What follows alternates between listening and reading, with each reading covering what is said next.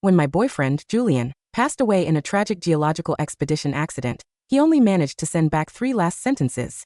The first was a professional report to his department. The second was an apology to his parents. And the third was, "Chloe, you are my Quaternary glaciation." Chloe was my best friend. Both she and Julian were brilliant geologists. Years ago, behind my back, the two of them had applied for the exact same major at the same university. Later, they became the most compatible partners in the industry. Just to understand their conversations, I had forced myself to switch my major to geology. But in the end, I was nothing more than an errand girl in the research lab. Julian used to comfort me. "Everyone has their own strengths, Avery. I'm just happy you're my girlfriend." Yet he would still look at Chloe with that lingering gaze of admiration and regret. Even his final words were a confession to Chloe, expressed in a way I could never understand. Not long after, Chloe also passed away in another accident. They were memorialized together on campus as outstanding alumni. I lived the rest of my life in deep, silent regret. But when I opened my eyes again, I was back in my junior year, on the exact day I was supposed to submit my major transfer application. Looking at the Snapchat group on my phone, where the two of them were chatting excitedly while completely ignoring me, I smiled. I clicked cancel on my transfer application. This time, I was done chasing them. After I withdrew my transfer application, the notifications on my phone kept buzzing. The two of them were chatting up a storm. I sent a quick message. "Have you guys eaten yet?" But my message was instantly buried, as if it had been muted. No one replied. Just moments ago, the group chat was supposed to be about planning my birthday dinner for tomorrow. But somehow, it had drifted back into a dense geological discussion that I couldn't wedge myself into. Without hesitating, I left the group chat. Almost immediately, Julian sent me a private message with a question mark. Chloe sent one too. I didn't reply to either. Then Julian called. His voice was as gentle as always. "Avery, why did you leave the group chat?" Julian didn't notice my silence. He just kept coaxing me in that patronizing, patient tone of his. "Chloe made that group. You leaving like that out of nowhere really hurt her feelings. If you're upset about something, let's talk about it when we meet tomorrow, okay? Just join the group back first." Even though they were the ones who ignored me first, Julian still chose to prioritize Chloe's feelings. I sat on my bed, staring blankly. The phone suddenly felt incredibly heavy in my hand, making it hard to breathe. I hung up, joined the group back, but still didn't reply to any of their messages. The next morning, I was still trying to sleep when my phone vibrated aggressively with several calls. Chloe's voice was bubbly and cheerful when I picked up. "Avery, come on out, let's celebrate your birthday. We still have class this afternoon." Out of habit, I dragged myself out of bed to match their schedule. It was only when I walked downstairs that the cold air finally woke me up. But Chloe had already thrown her arms around me. Julian stood behind her with a warm smile, looking every bit like her boyfriend instead of mine. Chloe mysteriously pulled out a beautifully wrapped gift box. "Open it. Julian and I picked this out together for your birthday." Staring at the elegant box, exactly like the one from my past life, I felt absolutely no desire to open it. Because I already knew what was inside. A plush toy that screamed of a lazy stereotype. In my past life, I had opened it with high expectations, only to feel like a bucket of ice water had been poured over my head. Chloe and Julian had been so excited. "Do you like it? We spent so much time picking it out. We both thought it looked just like you." Back then, I didn't see through it. It wasn't until Chloe's birthday 3 months later, when Julian went through endless trouble to buy her a piece of a lunar meteorite as a gift, that I realized what true effort looked like. I took the gift calmly. "Thanks." Chloe pouted slightly. "Why do you look so down, Avery?" Julian answered casually for me. "She's busy with her major transfer paperwork these days. She's just tired, not unhappy." He indeed knew what I was busy with, because he was the one who had convinced me to switch majors in the first place. Back then, Julian had told me, "If your classes are too hard, just transfer to geology. Chloe and I will look after you." So, I had blindly jumped into geology in my junior year. But later, when I was yelled at by the professor, he was also the one who said impatiently, "You're the one who insisted on studying geology, even though you knew you weren't cut out for it." Hearing his confident words now, I just smiled. They had no idea that I wasn't transferring anymore. Chloe nodded, dragging me toward a nearby diner. As soon as we sat down, Julian walked out with a birthday cake. The moment I saw the rich, dark chocolate frosting, my stomach churned with nausea. "Why is it chocolate cake again?" Julian shrugged. "You don't really care for cake anyway, so I let Chloe pick her favorite." Chloe whined playfully. "But chocolate is the best. Avery, you really need to change your stubborn habits." "I don't eat chocolate." They both knew damn well that I hated chocolate. But every single time, they bought this exact flavor just to please Chloe. Julian gave me a strange, searching look. But Chloe quickly turned off the restaurant lights, and he looked away. The candle flames flickered. Julian urged, Make a wish, Avery. I didn't have the patience. I closed my eyes halfway. Through the dim light, I saw Chloe excitedly putting on my birthday crown, closing her eyes, and making a wish alongside me. The warm candlelight illuminated Julian's gaze beside her, so tender, so incredibly doting. A bitter, sickening feeling washed over me. It turned out that every single one of my birthdays was just a shared wish-granting ceremony for Chloe. No wonder my annual wish of, "I hope the three of us stay happy together forever," never came true. I had absolutely no appetite during the meal. Julian glanced at me several times. But he didn't ask a single question, probably wanting to avoid a scene. On our way back to campus, I was initially walking between them. But they had been talking about their geology lab project the entire time. Without realizing it, I was pushed off the sidewalk. They walked side by side, laughing and talking seamlessly. It wasn't until we reached the gates of their campus that Julian finally turned back to look at me, a helpless smile in his eyes. "How did you fall so far behind again? I won't walk you all the way back to your dorm. Get home safe, okay?" I looked up at their university gates, watching the couples walking in hand. I suddenly found it hilarious. When we applied for colleges, we had agreed to go to the same school. Yet, behind my back, an hour before the application deadline, they both changed their choices to the neighboring university. They kept me in the dark for half a month, and I only found out when the acceptance letters arrived. At the time, Julian had made up a cheap excuse. "The geology program is just better here, Avery. We couldn't just compromise our futures for you." Chloe had chimed in. "It's fine. The campuses are right next to each other. We're practically still together." But for 3 years, I was always the one walking back to my dorm alone. I pulled my gaze back, my face blank. "Sure." Julian's gaze darkened as he stared at me. Suddenly he said, "Actually, let me walk you back." But in the next second, Chloe groaned. "Oh, but class is starting soon, Julian. Avery can walk back by herself, right?" Julian frowned, looking at me silently. I said calmly, "Don't worry about me." His brow instantly cleared. "All right, I'll walk you back next time." I turned and walked away. After only a few steps, I pulled out my phone and texted Julian. "Let's break up." Not long after the message sent, I heard hurried footsteps behind me. Julian caught up, grabbing my hand tightly. "Why are you suddenly saying this? Stop joking around." "I'm not joking." Julian let out a soft laugh, reaching out to tuck a stray lock of hair behind my ear. "Have you just been in a bad mood lately?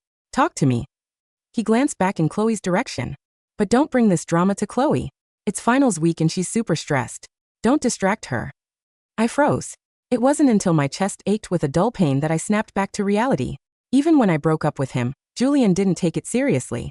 His only concern was Chloe. Before Chloe came into our lives, Julian and I were childhood sweethearts who knew each other best. When we were kids, Julian would fight anyone who called me slow. When we grew up, he would spend hours helping me study. Even when my parents got divorced and abandoned me, Julian used his savings and part-time tutoring money to help pay my tuition. But the moment Chloe, a girl who seemingly needed more taking care of, appeared, it was always my turn to step aside. By now, Chloe's frantic texts were already buzzing on his phone. Julian quickly wiped a tear from my cheek. "I have class. Go back and calm down first."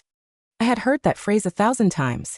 Every time I argued with him because of Chloe, it always ended with him telling me to calm down. As if the problem was always me. While he stood on the sidelines, never once validating my feelings.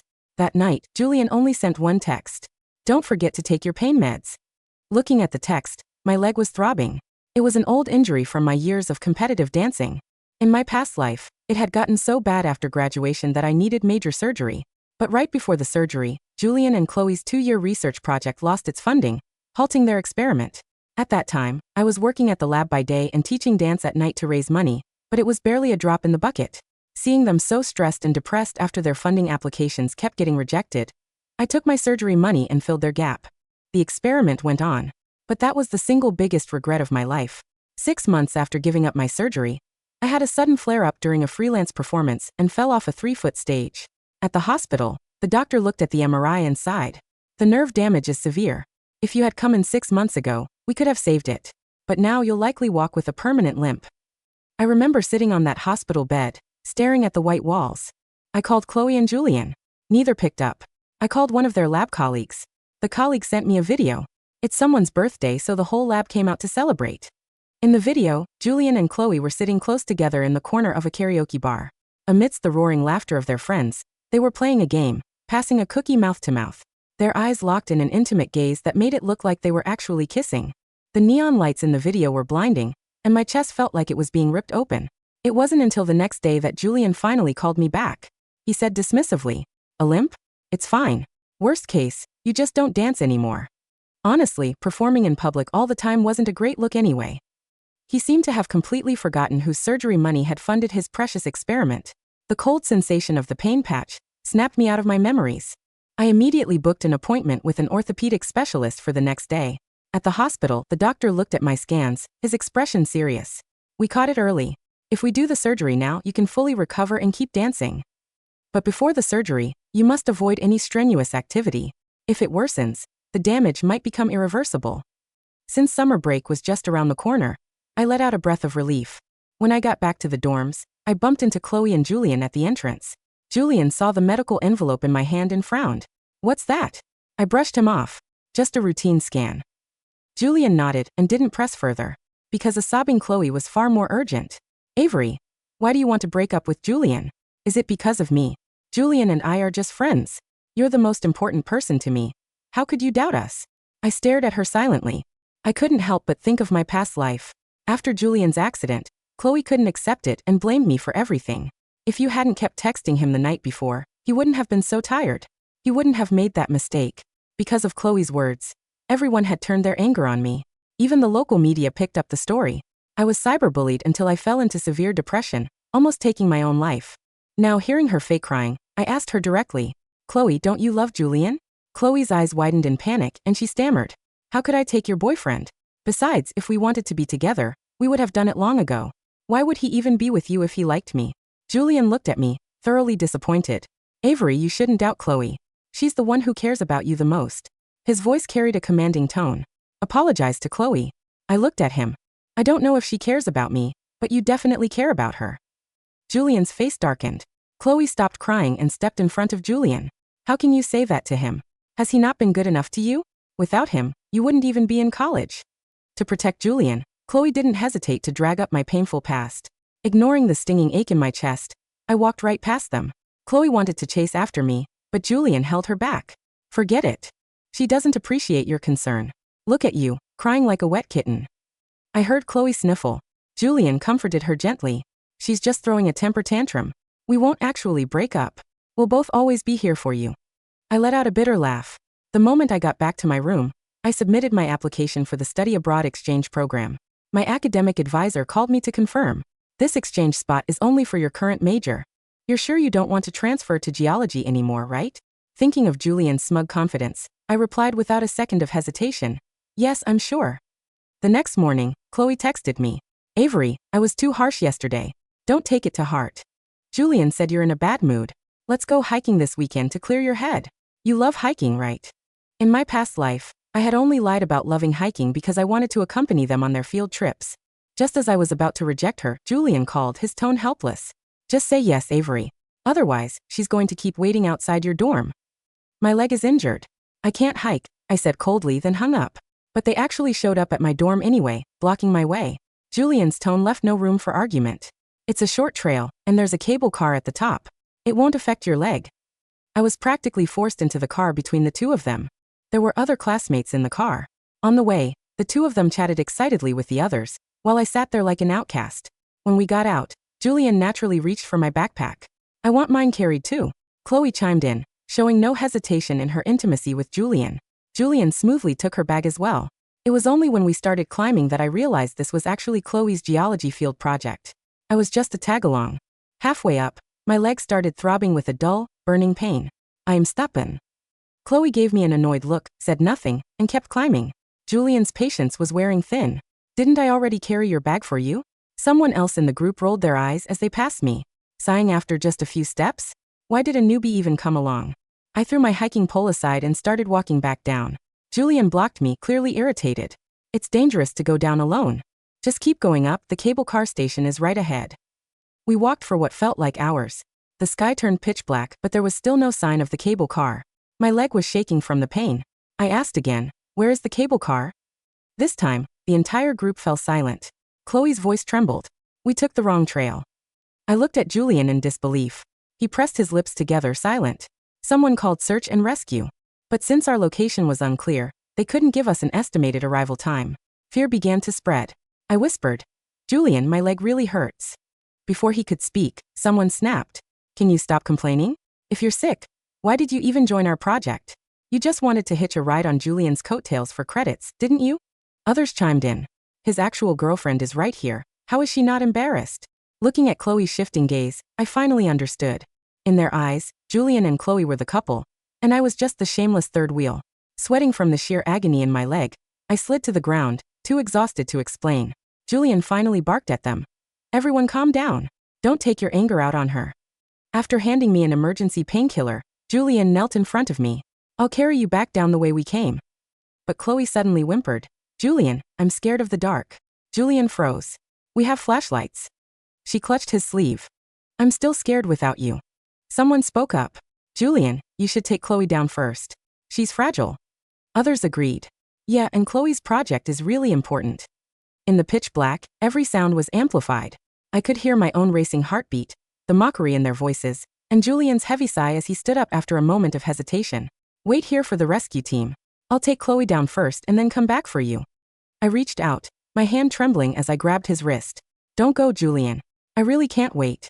But Julian coldly peeled my fingers off. Your leg isn't that bad, Avery. The painkiller will kick in soon. The sound of Julian's footsteps fading as he carried Chloe down the mountain echoed in the dark.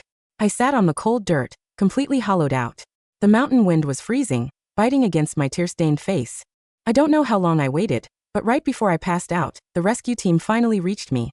When Julian finally arrived at the hospital, he was met with the tense, awkward faces of his teammates. The bright red in surgery light above the door made his chest tighten. What was happening? Why was Avery in surgery? The red in surgery sign glowed ominously against the sterile white walls of the hospital corridor. Julian stood outside the doors, his clothes still covered in dirt from the mountain trail. His chest rose and fell in rapid, shallow breaths as he stared at the red light, his hands trembling uncontrollably. Chloe sat on a metal bench nearby, wrapping her coat tightly around herself, sniffing quietly. Julian, why is Avery being so dramatic? Chloe whimpered, her voice filled with self-pity. She knew she had an old injury, so why did she agree to go hiking with us? Now she's making it look like we forced her into the hospital. Julian didn't answer. He couldn't. A heavy, suffocating weight was crushing his throat. He recalled Avery's pale face on the mountain path, the way her legs had trembled when she sat on the dirt, her trembling hand grabbing his wrist as she begged. Don't go, Julian. I really can't wait. Back then, he had coldly peeled her fingers off one by one, believing she was just throwing another temper tantrum because of her petty jealousy toward Chloe. Click. The operating room door swung open.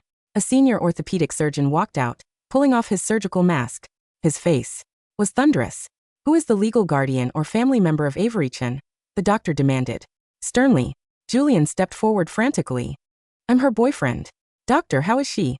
Why did she need surgery?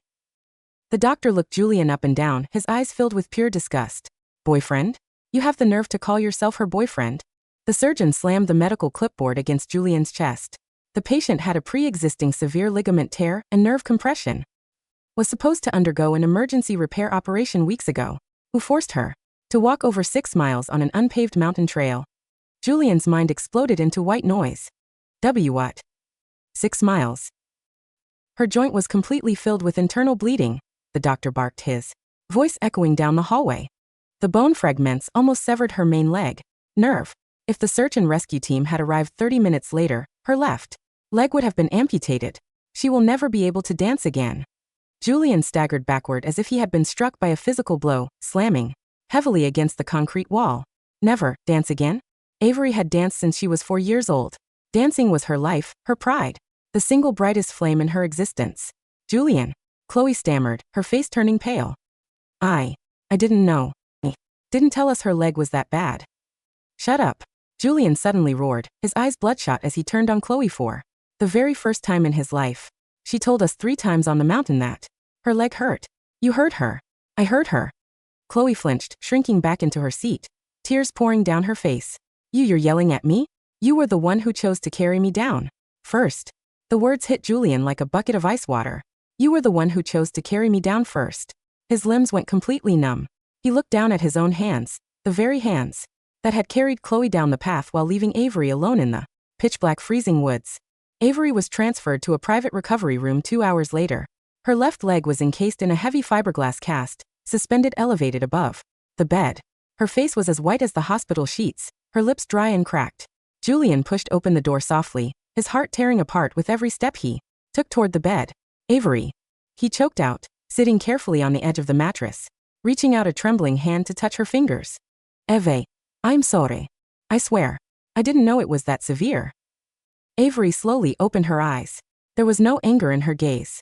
No tears. No betrayal. There was only a vast, empty, terrifying void, as if the man standing before her was nothing more than a stranger passing by on the street. She calmly pulled her hand away from his reach. Julian, she said, her voice raspy but steady. Call your lawyer. Julian froze. What do you mean? Avery reached under her pillow and pulled out a clean white folder, tossing it onto his lap. It was an official police statement and a formal civil lawsuit notification, citing reckless endangerment, abandonment in a hazardous environment, and intentional infliction of bodily harm. The search and rescue team recorded their entire bodycam footage when they found me, Avery said calmly, looking at him with cold detachment.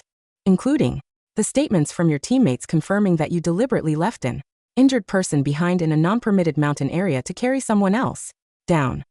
Julian's breath hitched. Avery, you're suing me? We've been together for 5 years. You're doing this over a mistake. 5 years. Avery let out a soft, dry laugh. She reached for the bedside drawer, pulled out a small cardboard box and dumped its contents onto the blanket. Inside were all the gifts Julian had given her over the years.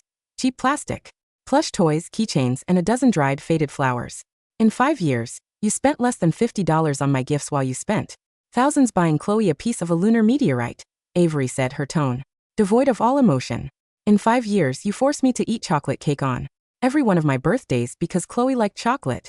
In 5 years, you took my surgery savings to fund your precious geology experiment. Julian's jaw dropped. Avery, how did you know about the surgery money? Avery didn't answer. She simply reached out and pressed the nurse call button. Please escort this man out, she told the nurse who walked in. He is trespassing on my private recovery room. Avery, listen to me. Julian shouted as 2 male hospital security guards stepped into the room, grabbing his arms. I love you. I've always loved you. Chloe is just a friend. Avery turned her head toward the window, watching the morning sun cut through the clouds, not giving him a single glance as he was dragged down the corridor, shouting like a desperate lunatic. Within 48 hours, the mountain rescue incident blew up on the university's internal online forum. A member of the search and rescue team had posted the full incident log, detailing how a female student with a severe pre-existing leg injury was left behind in the pitch-black woods while her boyfriend carried another girl down the trail. The comment section erupted into utter chaos. Is this Julian Vance from the geology department? What an absolute scumbag. He left his own girlfriend to freeze on a mountain so he could play hero for his platonic best friend? And who is this Chloe girl? She knew the trail was dangerous and still made him carry her. Pure toxic trash. The teammates who had mocked Avery on the trail quickly panicked, throwing Julian and Chloe under the bus to save their own reputations. They leaked screenshots of the group chat, exposing how Chloe had intentionally planned the trip to fulfill her field research requirements under the guise of an informal weekend hike.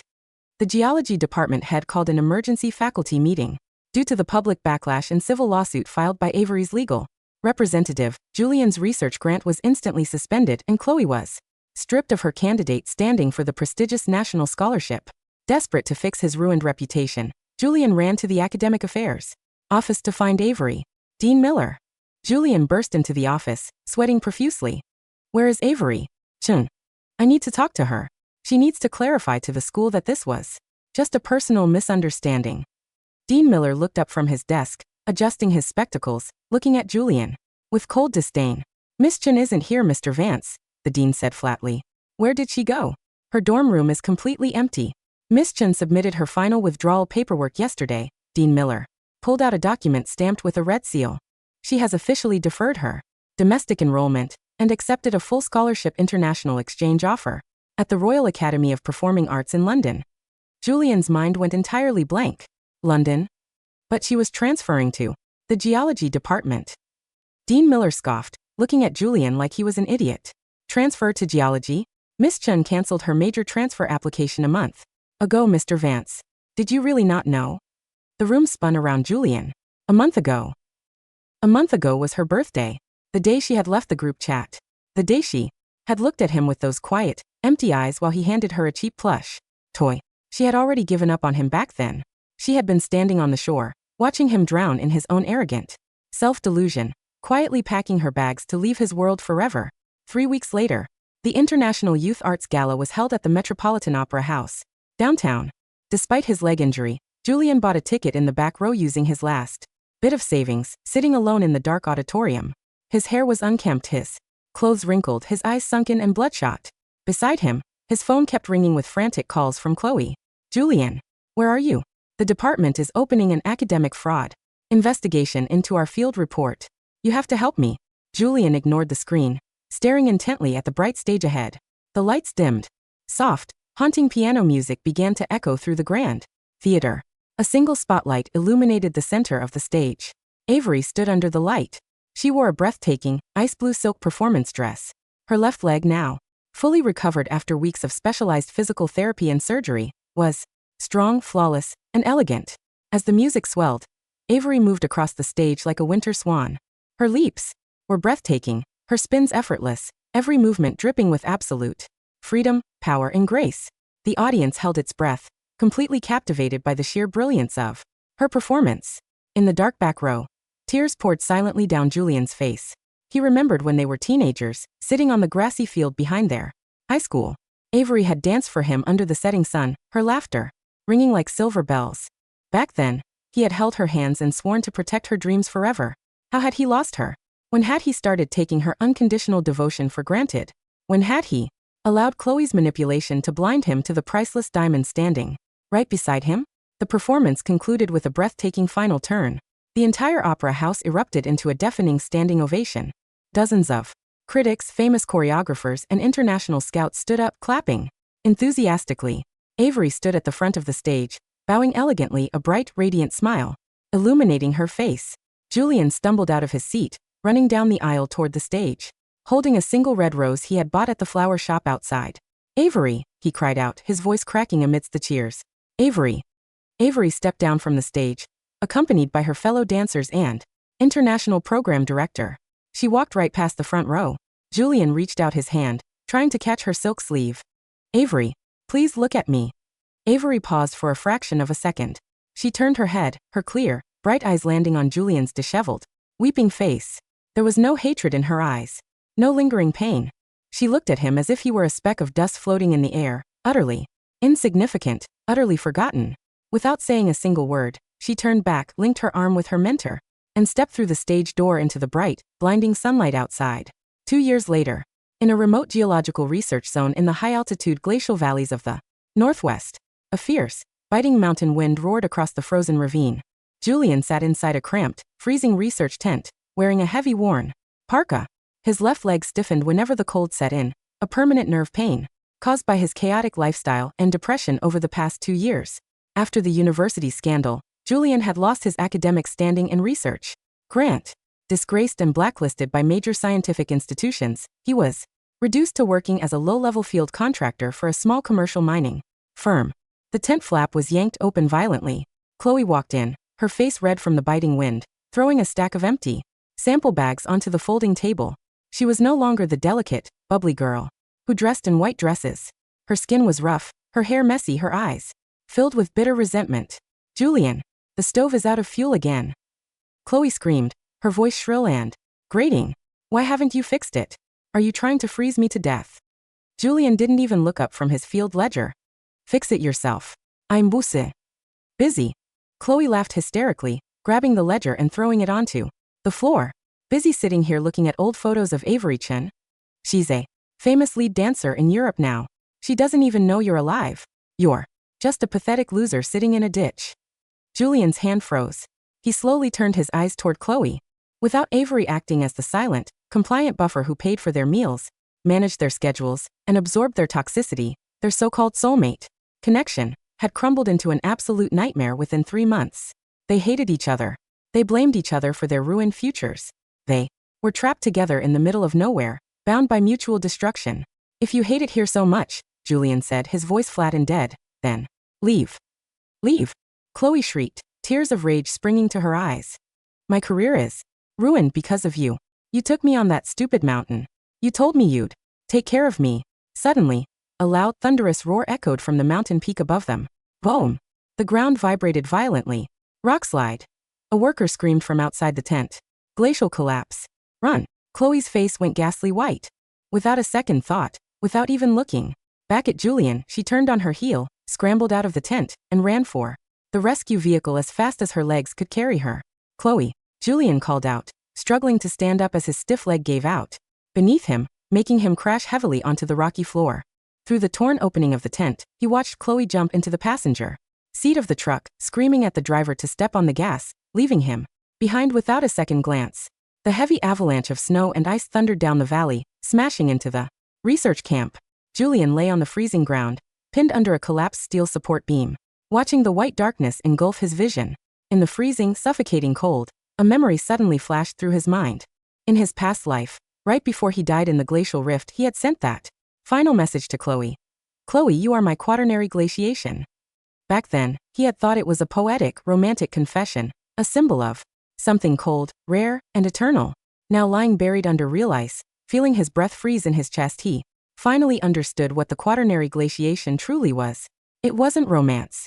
It was a barren, lifeless, freezing wasteland where no love could ever grow, a hell of his own making. 5 years later, London Royal Opera House. The grand auditorium was packed to maximum capacity for the world premiere of the contemporary ballet masterpiece The Phoenix. The music reached its dramatic climax as the lead dancer, Avery Chen, leaped into the air, her silhouette suspended against a backdrop of golden light, looking like a goddess rising from the ashes. The applause lasted for 20 minutes. Backstage, Avery sat in front of her lit vanity mirror, sipping a warm cup of herbaltea. She wore an elegant cream blazer, her diamond earrings reflecting the warm light. Her assistant walked in, holding a tablet and a small delivery package. Director Chen, the assistant said respectfully. A package was sent to the stage door from an anonymous international mail service. Avery raised an eyebrow. What is it? The assistant opened the small box. Inside lay a crude, roughly polished piece of dark gray river stone, accompanied by a small, faded postcard bearing a postmark from a remote rural rehabilitation hospital in Asia. On the back of the postcard was a single line of messy, trembling handwriting. Avery, the ice has melted. I'm sorry. Avery looked at the stone for a split second. There was no pain in her heart. No anger. No melancholy. It felt like looking at a single drop of rain that had fallen 10 years ago, utterly irrelevant to the sunny day outside her window. Director Chen, should I log this in your fan collection? The assistant asked. Avery picked up her teacup, giving a soft, radiant smile. No need, she said calmly, standing up to adjust her coat as she prepared to meet her team for the celebration dinner. Throw it in the trash. She walked out of the dressing room, her heels clicking crisply against the marble floor, stepping out into the bright, brilliant world that belonged entirely to her.